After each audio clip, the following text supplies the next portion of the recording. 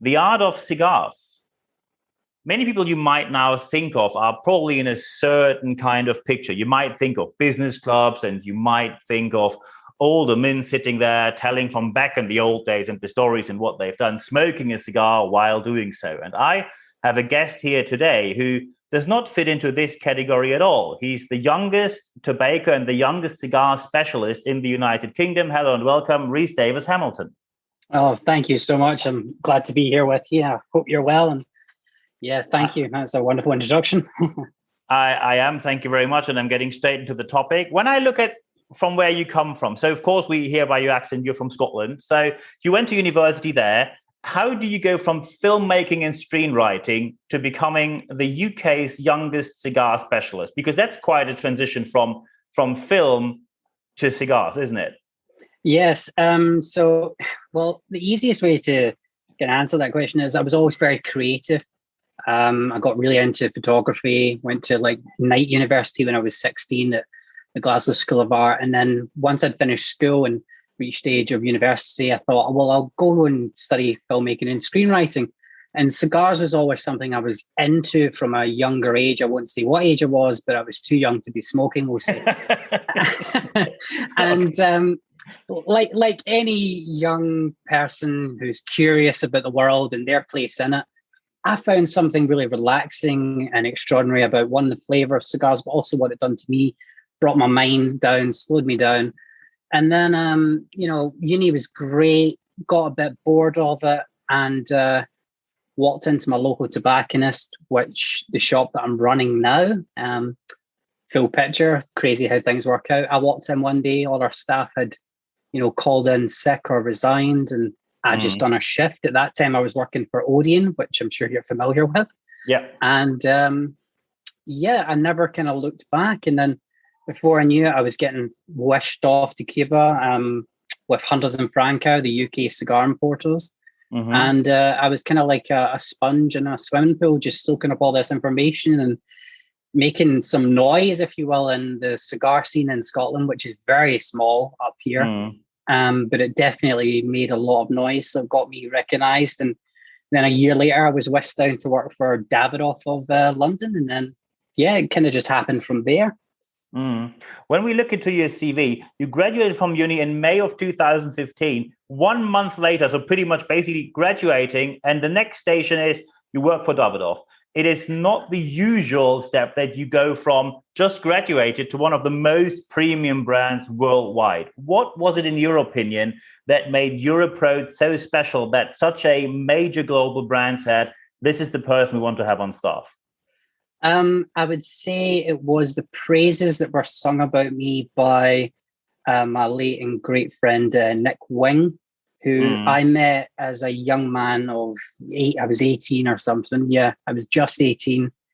And at that time, I knew a lot about cigars. And I met Nick at a training course in London. This was before I went to Cuba and before I worked for Darling's Tobacconist in Scotland. And he was just astounded by my knowledge at such a young age and my passion.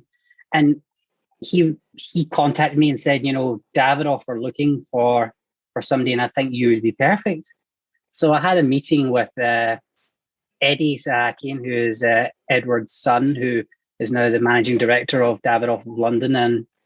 And he got the good vibes from me, and I went down and met him. And at the end of the meeting, he was like, when can you start? I says, I can move down to London in a week. So I think it was probably my passion that was conveyed from Nick, who, was a great advocate of the cigar world, who saw something in me. So I've said it before, I'll say it again, I owe my happiness of working in a trade that I love to him. So I'm ever thankful for that. Because when we look into what happened afterwards, you're cigar specialist and consultant then at the Century Club, which is a central London club, very well known. Pretty much the center of London is where the location is, because I was there. Then you're membership secretary of Soho Cigar Club.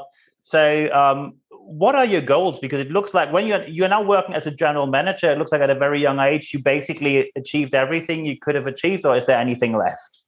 Oh, there's plenty left. I know you know me socially, but professionally, I'm a very hungry ambitious young man. You know, I always kind of wanted to work in the cigar trade, and I think, wow, what I've done in 10 years has been great. The next steps for me is opening a cigar lounge, hopefully in London. I won't say where because that's not fair, giving away market advice there. Of course. But yeah, for me, the next step would be opening up a cigar lounge because sadly we can't sample in the lounge. Well, the stores in London, in Scotland. So I'd like to recreate what I had working in this the cigar scene in London with my own environment and taste and ideas of how I would like to sell cigars in a premium retail lounge, if you will.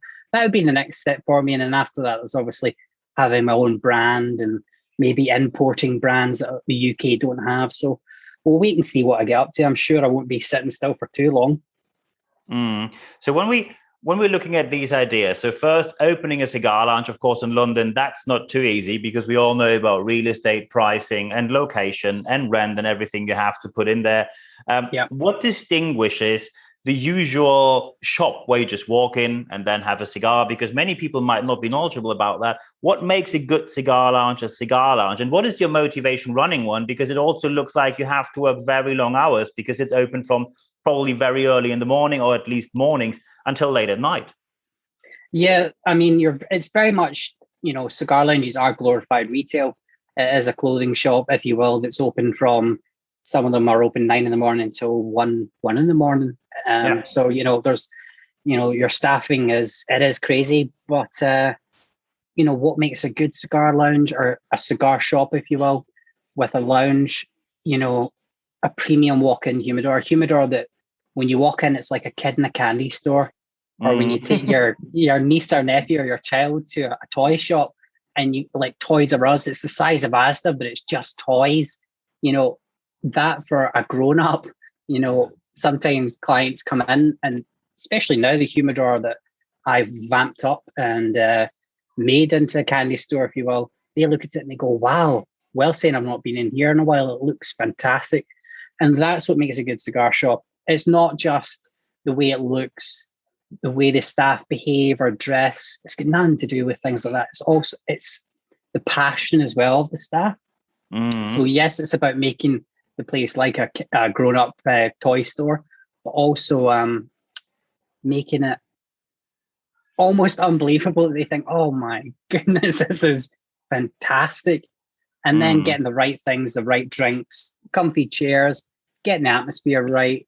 Other things come along. I've got plenty of ideas how to make a good cigar store good, but that's probably the simplest way to put it. Make it like you would if you were a kid in a candy store. What if you were to ask your niece or nephew or child, how would you want a candy store? That's how you approach a cigar store. You've got to have them looking perfect. You've got to have the cigars visually appealing, perfectly lit. Use old halogen bulbs because they make the cigars look darker, and have the cigars well maintained and the boxes put out right. You can put out a box perfectly, but there's certain things you can do that just make it look even better. So yeah, these are some key things you want to do. Sounds like a whole experience. But when I now think of staffing, when I look at the industry, my perception is a rather conservative industry where not so many young people go into. And that normally, especially midterm or in the long run, or maybe even right now, when you talk about knowledge and the passion and the experience you must have, it sounds to me quite challenging to find the right people you can hire for such a place. It is. I've got staffing issues right now. Luckily, I've taken under my wing a young man who, like myself, loves cigars. So I'm going to train him up and I'll make him part of my core team. But it is difficult. And that's why you don't often see cigar shop jobs advertised, well, back in the day, in the paper or on websites. Now you're starting to see places like the Ritz advertise, cigar sommelier vacancies, or Annabelle's advertise in London cigar vacancies, but it's not something you see advertised a lot. It's very much through word of mouth or your passion or knowledge, or just being a customer who doesn't happen to have a job in an industry they like and they've maybe said to you they were interested. But at the same time, it is one of those tricky things. It's I always think it was like, how do you know you can train up somebody to be a butcher, but the person's got to love beef to become a butcher. Do you know what I mean? It's that type of thing. So it's very unusual, and it does come with staffing issues. I'm going through it right now, so it is a very fair point you've made.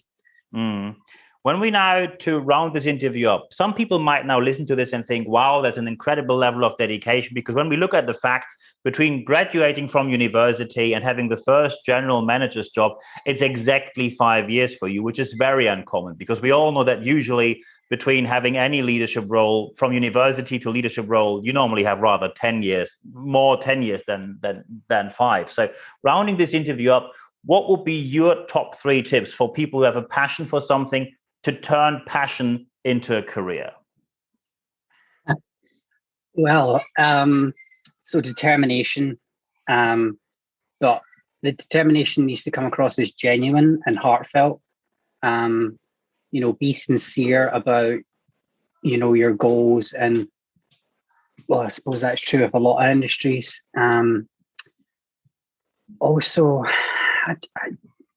for me, it is a passion. It's a love. It's not just, business. This business is personal.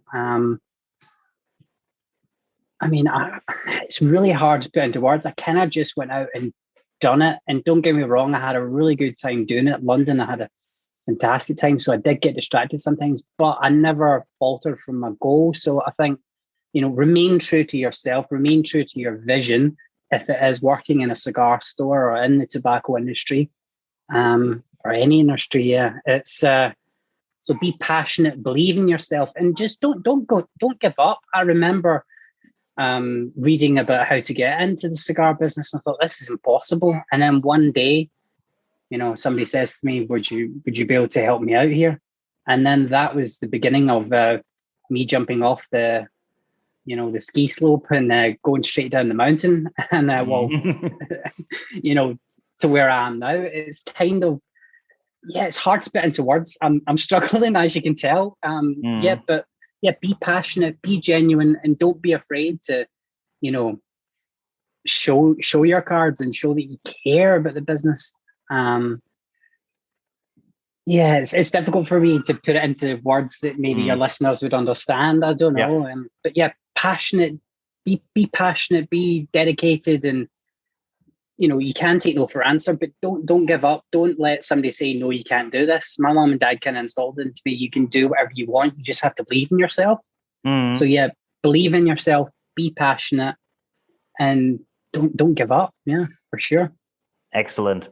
I think these are perfect final words for this podcast. It's an incredible level of dedication you have shown. I remember how I met you socially and heard of your story, and I was very, very impressed. And I am not surprised at all that they offered you a general manager's job, because even for me, as someone who is not a cigar consumer or not even an expert in the tobacco industry, even I heard about your passion and your knowledge and your expertise. So very well done, you. I think your inspiration for many who are now listening to this podcast are a bit younger and might think, am I able to do this? Yes, you are. So at the end of this podcast, there's only one thing for me left to say. Rhys, thank you very much for your time.